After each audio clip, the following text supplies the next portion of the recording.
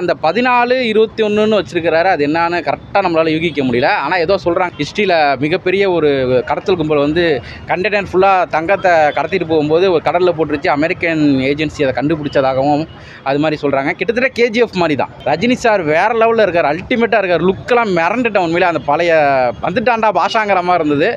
சூப்பராக இருக்க போதுன்னு நினைக்கிறேன். கலெக்ஷன் வாய்ஸ் பார்த்தீங்கன்னாக்கா இந்தியாவிலே மிகப்பெரிய பாக்ஸ் ஆஃபீஸ் கலெக்ஷனாக இருக்கும்னு நினைக்கிறேன். அது எப்படின்னு பார்த்தீங்கன்னாக்கா, தலைவர் இருக்கார். இப்போ ஜெயிலர் எப்படி எந்த அளவுக்கு நமக்கு ஒரு பெரிய கிரேஸ் கொடுத்ததோ அதை விட டபுள் மடங்கில் இருக்கும். எல்லாரும் லுக்கும் கொடுத்துட்டு கடைசி நம்ம சூப்பர் ஸ்டார் லுக்கு கொடுத்தது சூப்பராக வேறு லெவலில் இருக்குது. இன்னும் அவர் இளமையில் வந்து அப்படியே இன்னும் காமிச்சிட்டு இருக்கிறாரு. ஒவ்வொரு படத்தில் ஒவ்வொரு லுக்கு. இந்த லுக்கு சூப்பராக இருக்குது, நல்லா இருந்துச்சு. ஒரு மணி நேரத்துக்கு முன்னாடி பேர் என்னன்னு சொல்லி க்ளூ கொடுத்துருந்தாங்க, கெஸ் பண்ணுங்கன்னு சொல்லி பார்த்தோம். ஆனால் கரெக்டாக கண்டுபிடிக்க முடியல. ஆனால் பழைய நம்ம தளபதி படத்தில் இருக்க மாதிரி தேவா அப்படின்ற பேர் வச்சுருக்கிறாங்க. நல்லா இருக்குது. மற்றபடி நிறைய ஆக்டர்ஸ் இருக்கிறாங்க. ஸ்ருதிகாசன், உபேந்திரா, அப்புறம் நாகார்ஜுனா எல்லாமே இருக்கிறாங்க. இவர் இருக்கார், சத்யராஜ் இருக்கார். ஓகே, எல்லாம் நல்லா இருக்குது. எதிர்பார்க்குறோம் இந்த படம் இன்னும் கொஞ்சம் டிஃப்ரெண்ட்டாக இருக்குன்னு. சத்யராஜ் சார் வந்து ரஜினி சார் கூட வில்லனா பார்த்துருக்கோம். ஆமாம், திருப்பி ரஜினி சார் கூட கிட்டத்தட்ட ஒரு 38 வருஷம் கழிச்சு நடிக்கிறாங்க. ஆமாம். எப்படி எதிர்பார்க்குறீங்க? அப்போ இருக்கிறதோட இன்னும் கொஞ்சம் நல்லா இருக்கணும்னு நாங்கள் எக்ஸ்பெக்ட் பண்ணுறோம். நல்லா இருக்கும்னு பார்ப்போம். எனக்கு என்ன சின்ன நம்ம இவ்வளோ பேர் சிங்கத்துக்கு இவ்வளோ பேர் ஆர்டிஸ்ட் தேவையாங்கிறத ஒரு கேள்வி. இதில் என்னென்னா, ஏன்னா ஒரு சிங்கங்கிறது அது கர்ஜிக்கிற ஒரு குரல் இருக்குது. அது சுற்றி எவ்வளோ இருந்தாலும் ஒரு நியூ ஆர்டிஸ்ட்டுக்கு இவ்வளோ பேர் இது வந்து இருந்தால் ஒரு ஓகே நல்லா சொல்லலாம். ஒரு கம்மியான இவ்வளோ ஒரு சிங்கத்துக்கு இவ்வளோ ஒரு ஆர்டிஸ்டாக அப்படின்றது தான் என்னோடய கேள்வி. வேறு உடனே இன்றைக்கி பார்த்தீங்கன்னா வச்சிங்கன்னா ஒரு ஸ்டார் கேஸ்ட் ஒன்று கொடுத்துருக்கிறாரு. தெலுங்குல பார்த்தீங்கன்னா நாகார்ஜுன், அப்புறம் பார்த்தீங்கன்னா வந்து கன்னடத்தில் உபேந்திரா, மலையாளத்தில் பார்த்தீங்கன்னா மஞ்சுமேல் பாய்ஸில் நடித்த சௌபின் குட்டன்ற கேரக்டரில் பண்ணார்ல அவர். அப்புறம் வந்து தமிழில் பார்த்திங்கன்னா நம்ம சூப்பர் ஸ்டார் தான். அதுவும் இல்லாமல் சத்யராஜ், கமல்ஹாசனோட பொண்ணு வந்து ஸ்ருதிகாசன், இவங்க எல்லாம் ஒரு பெரிய பட்டாளமாக வந்து நடிக்கிறாங்க. இதில் பார்த்தா ஹிந்தியில் வந்து அமீர் கான் வந்து ஓப்பனிங்கில் பேச இருந்தது. ஒரு வேளை ஏன்னா அந்த ஒரு இடம் ஒரு பாக்கி இருக்குது ஹிந்தியில். எப்படி இருந்தாலும் இன்னொரு போஸ்டர் விடுவாங்கன்னு நினைக்கிறேன். அதுதான் சில விஷயங்களெல்லாம் உள்ளே வந்து மறைச்சி வச்சுப்பார் நம்ம லோகேஷ் கனகராஜ். ஒருவேளை அது ரகசியமாக இருக்கும். பெரிய வில்லன்னு அவர் தான் இருப்பார்னு எனக்கு தோணுது. இருக்கலாம்.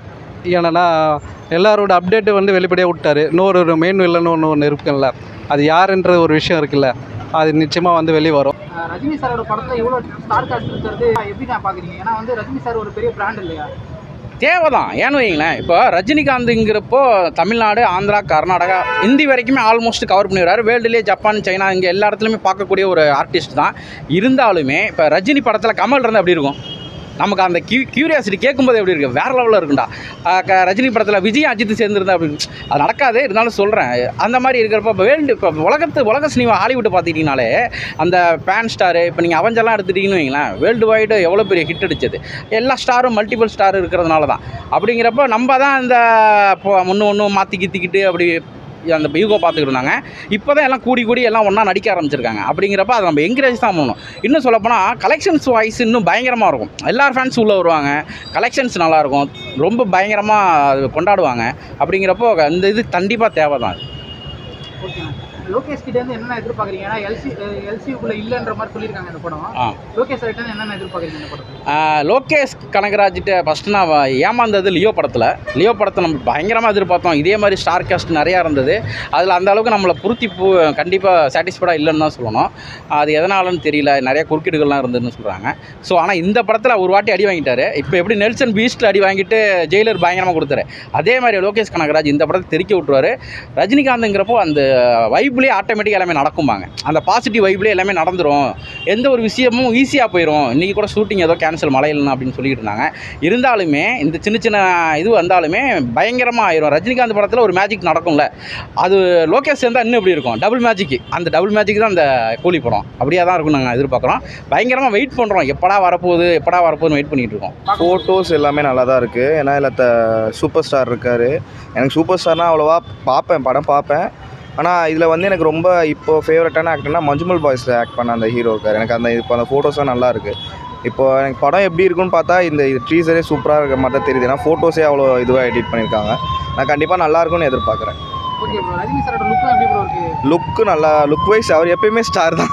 அதனால் எந்த ஒரு இதுவும் கிடையாது, நல்லா இருக்கா தான் இருக்குது. ஓகே ப்ரோ, இதில் சத்யராஜ் சார் நடிக்கிறாரு. ரொம்ப வருஷத்துக்கு முன்னாடி வில்லனா நடிச்சிருக்காரு சத்யராஜ் சார். இப்போ திருப்பி ரஜினி சார் கூட சேரும்போது எப்படி ப்ரோ பார்க்குறீங்க? நான் ஆனால் அந்த படம் அவ்வளோவா பார்த்ததில்ல. ஆனால் இவங்க காம்போ ஆனால் ஃபஸ்ட் டைம் புதுசாக பார்க்குறேன் எனக்கு இந்த ஜென்ரேஷனுக்கு. ஆனால் நான் நல்லாயிருக்கும்னு எதிர்பார்க்குறேன் கண்டிப்பாக. ரஜினி சார் ஸ்டைலு வேறு மாதிரி இருக்குது, பார்க்கலாம். பட்டு நிறையா ஸ்ருதிஹாசன் எல்லாரும் சத்யராஜ்லாம் நடிச்சிருக்காங்க, பார்க்கலாம். எதிர்பார்க்குறோம் படம் எப்படி இருக்குன்ட்டு. நல்லா இருக்கும்னு நினைக்கிறேன், எதிர்பார்க்குறோம். படம் ஒத்துக்கு வருவோம். ஓகேண்ணே. ஆனால் இந்த படம் இவ்வளோ பேர் நடிச்சிருக்காங்கல்லண்ணே, எப்படி வரும்னு நினைக்கிறேன். ரஜினி சார் வந்து இல்லை, ரஜினி சார் ஸ்டைல் பார்த்த வரைக்கும் நல்லா இருக்குது. பட் பார்க்கும்போது பிக்சரில் பார்க்கும்போது தான் தெரியும், ஸ்க்ரீனில் பார்க்கும்போது. பட் நல்லா இருக்கும்னு நினைக்கிறோம், எதிர்பார்த்து வரோம். லோகேஷ் சார் கிட்ட எதிர்பார்க்குறீங்களா? லோகேஷ் கனகராஜ் படத்தை நான் பார்த்துருக்கேன், நிறைய படம். ஓகேவா, டேரக்டர் அவர் நல்ல டேரக்டர். படம் வந்து வேறு லெவலில் வரும், கண்டிப்பாக வரும், பார்க்குறோம். இதில் பார்த்தீங்கன்னா இப்போ இங்கே 6 பேருக்கு ஒவ்வொரு கையில் பார்த்தீங்கன்னா ஒரு 5 பேர் கையில் பார்த்தீங்கன்னா ஒரு இது கொடுத்துருப்பாங்க. சத்யராஜ் கலர் பார்த்தீங்கன்னா ஒரு கேபிள் ஒயர் வந்து ரெட் கலரில் இருக்கும், அந்த ஒன்று கொடுத்துருப்பாங்க ஒயரு. அப்புறம் வந்து ஸ்ருதிஹாசன் ஒன்று பார்த்தா அந்த சின்னதாக அந்த பள்ளம் எடுக்கிற நோண்டுன்ற மாதிரி ஒரு மம்டி அந்த மாரி இருக்கும், அந்த இது ஒன்று கொடுத்துருப்பாங்க, அது ஒரு கலர் டோனில். நம்ம சௌபின் கையில் பார்த்திங்கன்னா வந்து சிகரெட்டு பிடிச்சின்னு அந்த வாட்ச் வந்து அந்த கோல்டு கலரில் இருக்குது, அது திருவுறது. ஒவ்வொருத்தர் நாகார்ஜுன அவர் பார்த்தீங்கன்னா ஒரு ரெட் கலர் இருக்குன்னா அவர் வாட்ச் எதுவும் பார்க்குறாரு எனக்கு இருக்கும். உபேந்திரா கையில் பார்த்தீங்கன்னா அந்த மூட்டை தூக்குற கொக்கி ஒன்று கொடுத்துருப்பாங்க கோல்டு கலரில். இதெல்லாம் பார்க்கும்போது ஒவ்வொரு படத்துக்கு ஒரு விஷயம் வந்து லோகேஷ் கனகராஜ் வச்சுருப்பார். ஒரு பொருள் வச்சானா அது அர்த்தம் இருக்கும், அதுமாரி தான் வச்சுருப்பார். இந்த அந்த கொக்கி பார்க்கும்போது தீ படத்தினுடைய அந்த சாயல் கொஞ்சம் உள்ளே கொடுப்பாங்கன்னு நினைக்கிறேன். ஏன்னா அந்த கேரக்டர் உள்ளே வச்சு தான் இருப்பார் அவர் நம்ம லோகேஷ் கனகராஜ். பழைய படத்தில் ஏதாவது பேர் இருக்குன்னு தான் நான் எக்ஸ்பெக்ட் பண்ணேன், ஆனால் தேவான்றதை நான் எக்ஸ்பெக்ட் பண்ணல. பழைய படத்தில் இருந்தால் இப்படியா இருந்தால் வைப்பாப்பில் ஒரு லோகேஷ் கனகராஜ் சார், அதனால் நான் அதான் எக்ஸ்பெக்ட் பண்ணோம். ஆனால் தேவான்றதை நான் நினச்சி பார்க்கல, கரெக்டாக தளபதியில் இருக்கிறத எடுத்து வச்சிட்டாங்க. லோகேஷ் சார் கிட்ட என்னென்ன எதிர்பார்க்குறீங்க? இந்த படம் இவ்வளோ காஸ்டிங் பார்த்ததுக்கப்புறம் என்ன எதிர்பார்க்குறீங்க? ஃபஸ்ட்டு விக்ரம் மாதிரி நல்ல ஒரு மூவியாக அமையணுன்றதுக்கு என்னோடய வாழ்த்துக்கள். பண்ணுவார்னு சொல்லி எதிர்பார்க்குறோம், நல்லா வரணும்.